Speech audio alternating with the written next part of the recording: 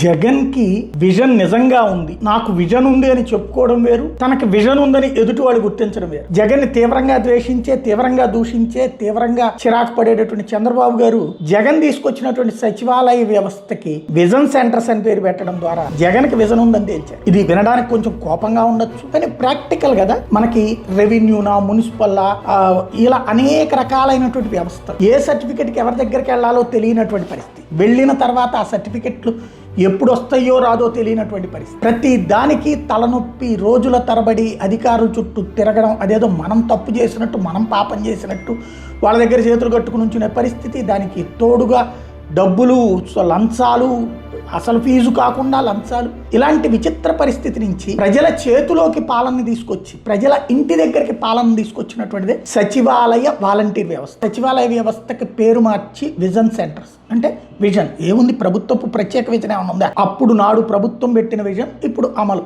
ఇంకొంచెం పనిని వాళ్ళు ఆఫీసులో కూర్చునే పని రోడ్డుకి వెళ్ళి చేసే పని కిందకి మార్చారు. కాకపోతే బట్ విజన్తోనే చేశారన్నటువంటిది మాత్రం సర్టిఫికెట్ ఇచ్చినట్టే.